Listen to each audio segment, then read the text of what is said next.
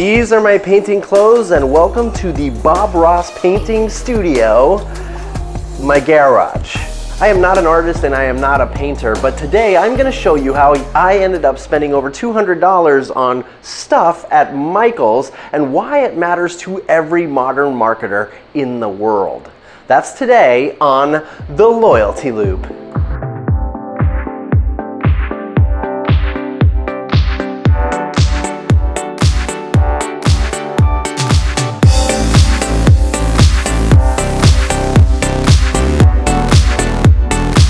Okay, last week I introduced you to the massive marketing mistake that Mercedes made and the unexpected journey it sent me on to buy a car.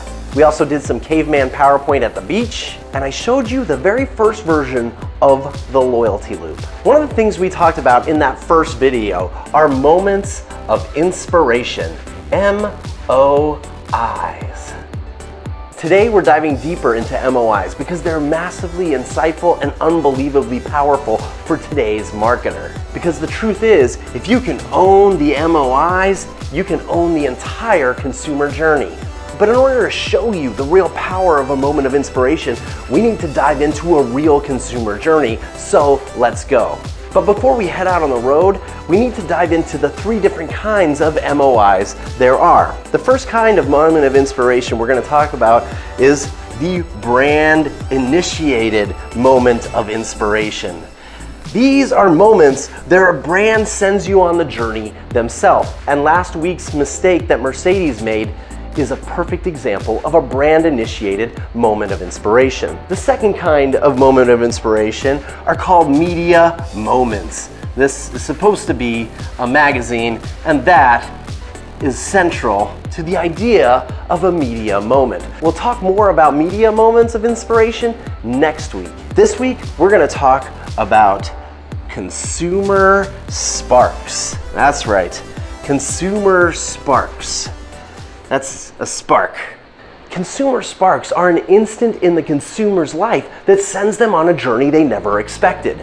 And that is why we are here in my bedroom. Well, it's our bedroom, but Elizabeth, my wife, doesn't really like to be on camera. Many consumer sparks are the result of a life stage change, like going to college or retiring, maybe having a baby or getting a new job. Now, we just moved. And when I say just, I mean we moved here 6 months ago, and we're still trying to make this house feel like a home. And that's really why we're here. You see, Elizabeth and I want some artwork for our very bare walls. This wall, actually. So what do? I embark on a journey I never expected, to buy some art. You see how fast that happened? I just experienced a consumer spark, a moment of inspiration directly related to my life.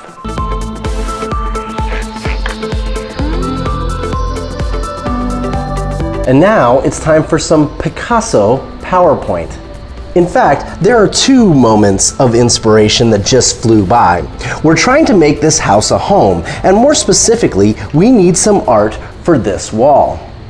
Anytime a consumer spark happens, a question pops into your mind.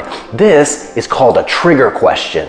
I immediately ask myself, where can I buy some art for that wall? That is my trigger question.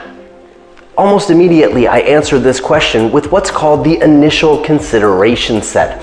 What is the first brand that pops into my mind when I ask myself this question? So what brand pops to mind? Etsy. And so the search begins. But to be honest, it doesn't take me long to realize that it is much harder to find art that works with this room and this house and our color scheme at a price point we're willing to invest on Etsy. So I head into active evaluation, looking for other options. I consider renting art, I check out the Netflix for the art world, I search for local artists, but nothing suits my fancy. And here's where it gets interesting.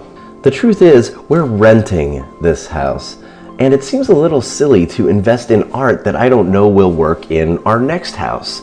So I start wondering if I can make my own art.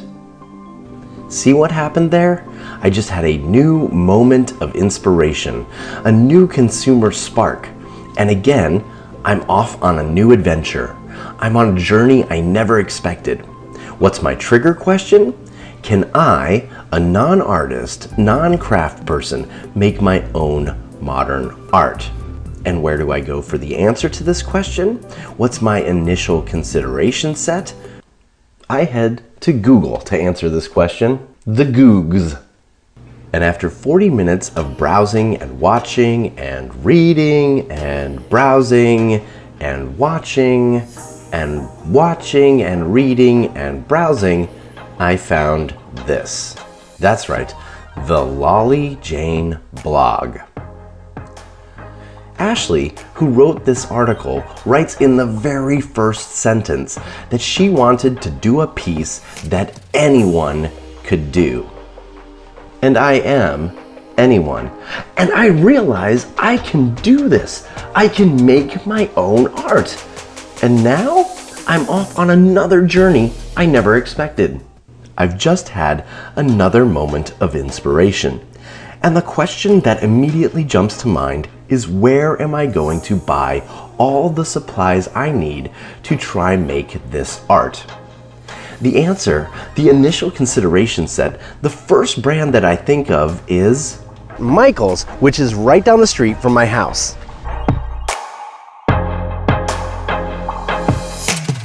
Now, imagine that you're a marketer for the team at Michael's.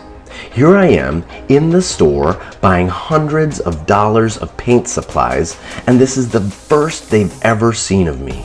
I didn't go to their website, I didn't subscribe to their email, I don't get their coupons, I didn't attend one of their in-store classes, I didn't even have to map where the store was, because I drive by it every time I go to the grocery store. Michael's is completely in the dark, and I'm a nameless, faceless person who's spending money at their store. Ironically, Michael's very own website says, "At Michael's, we believe anyone can make, and we're on a mission to inspire and encourage everyone to unleash their inner maker." Really? Because if we backtrack in my journey and look at the page of Google results that inspired me to walk into Michael's, you'll see that Michael's content isn't even on the first 2 pages of Google search results.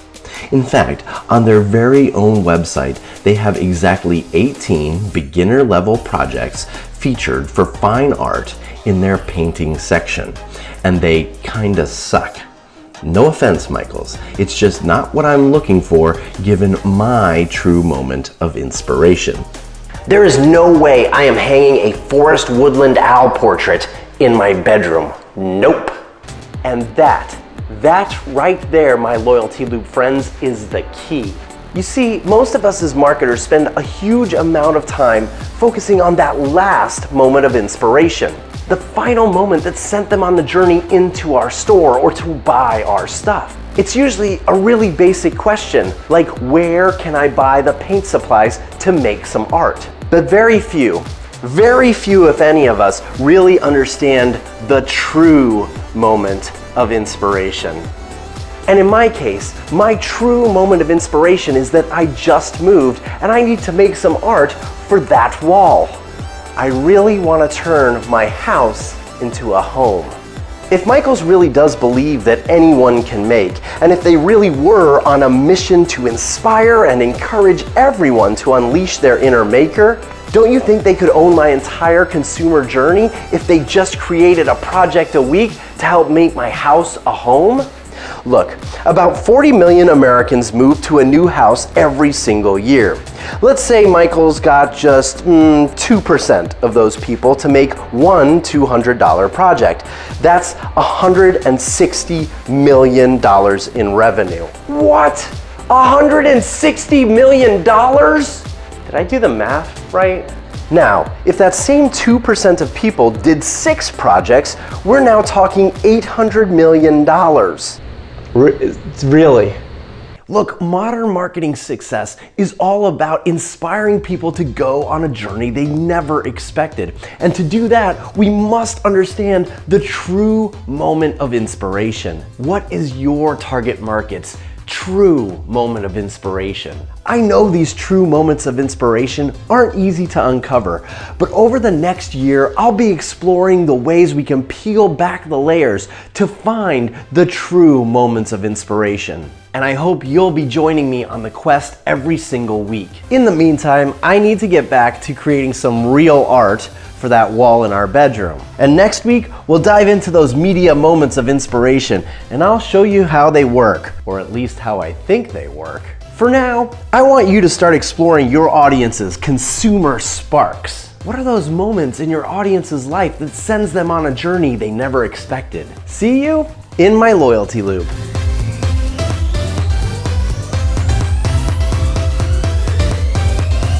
Man, I'm making a mess.